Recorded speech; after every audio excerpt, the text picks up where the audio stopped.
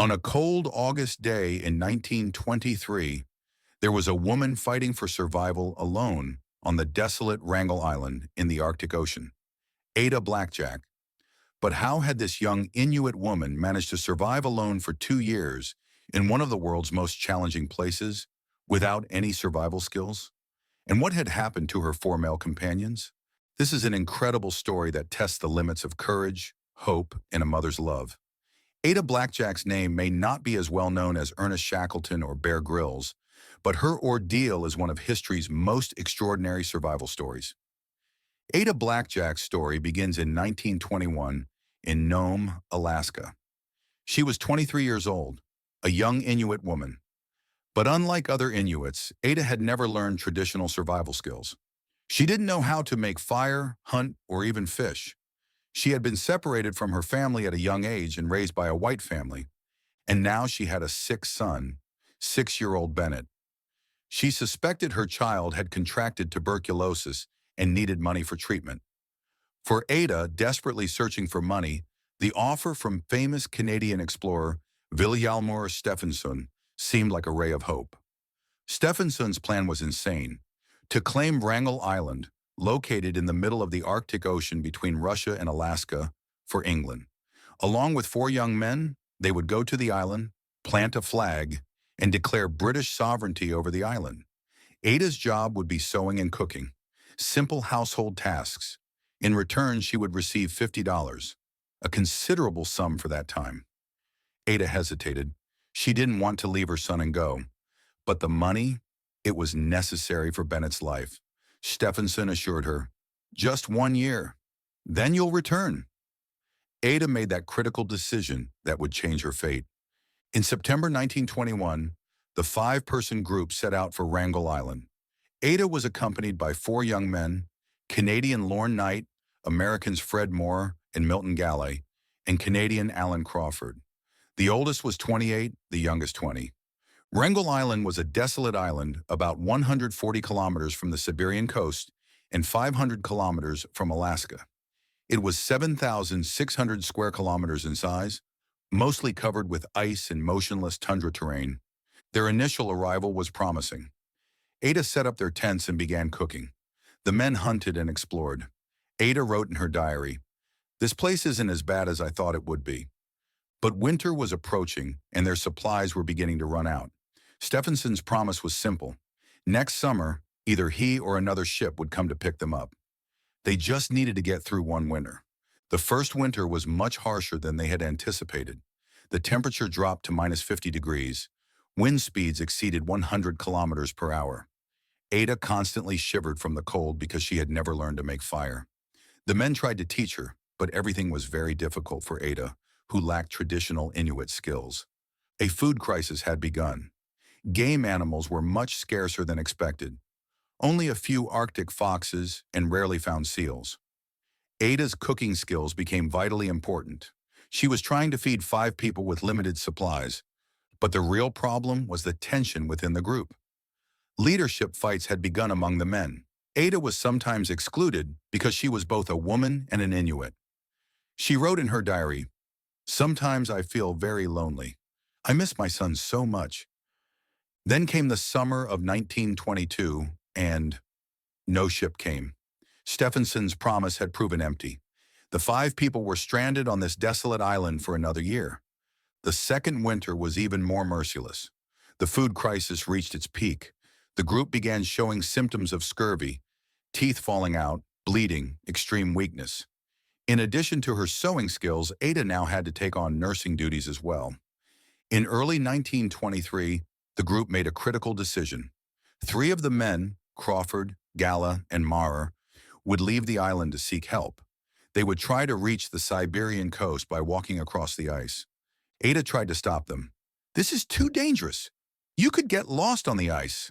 But their decision was final. On January 28, 1923, the 3 men left the island.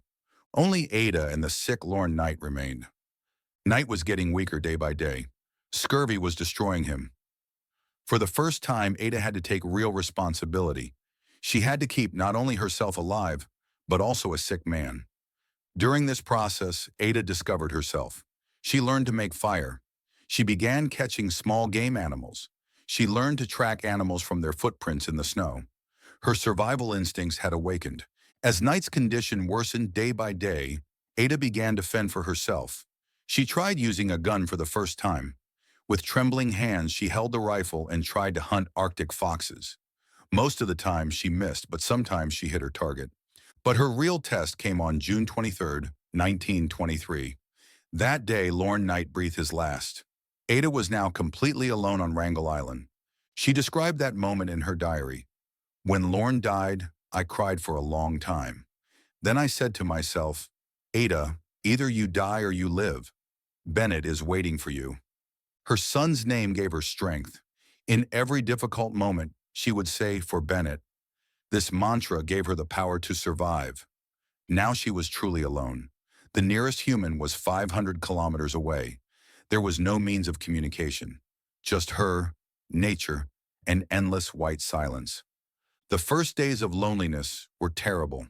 At night, sitting alone in her tent, she was frightened by the sound of the wind. Every noise could be a polar bear. But over time, Ada began to change. First, she established her daily routine. Every morning, she would get up at the same time, light her fire, and check her food. Discipline was the fundamental element that ensured her survival. Then she developed her hunting skills.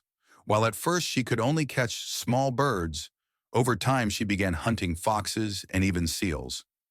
Every success gave her confidence, but her biggest enemy was loneliness. Sometimes she wouldn't speak to anyone for days. She began talking to herself. She had imaginary conversations with her son. Bennett, I saw 3 foxes today, she would say. This psychological coping mechanism saved her from going insane. Throughout the winter, Ada underwent an incredible transformation. She had now mastered firemaking, learned to hunt, and could even make simple tools.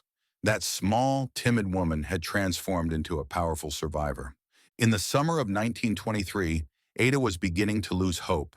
The second year was also coming to an end, and still no help had come. Maybe they had forgotten her. Maybe her son was now. But on August 20th, 1923, she saw a dot on the horizon. At first, she thought it was a hallucination, but the dot was growing. A ship. Finally, someone had come looking for her. The ship Donaldson had come to rescue Ada. When Captain Harold Noyce brought the ship close to shore, he saw a woman on the beach, weakened but standing. Ada Blackjack was finally being rescued after 2 years. Captain Noyce later wrote about Ada. When I saw her, I couldn't believe it. I had trouble understanding how this woman had survived alone in the Arctic. She was strong, determined, and surprisingly calm.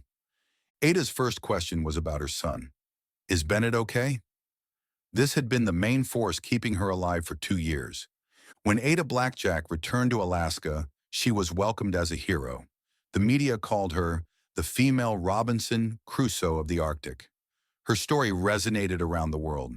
But what was truly important to Ada was reuniting with her son Bennett. The child had recovered and found a chance at life thanks to his mother. The fate of the other 4 people was tragic. Lorne Knight died on the island. None of the 3 men who set out to seek help were ever found. They had most likely perished on the ice. Ada's story is not just a survival story, but also a tale that shows the power of a mother's love. This woman, without any survival training, clung to life for her son and became one of history's most extraordinary survivors. Today, Ada Blackjack's name is mentioned among survival legends. Her story shows us that sometimes the most powerful weapon is the will to live and the responsibility we feel for our loved ones. Sometimes all you need to survive is knowing that someone is waiting for you to return. Ada Blackjack showed us that love is the most powerful survival tool.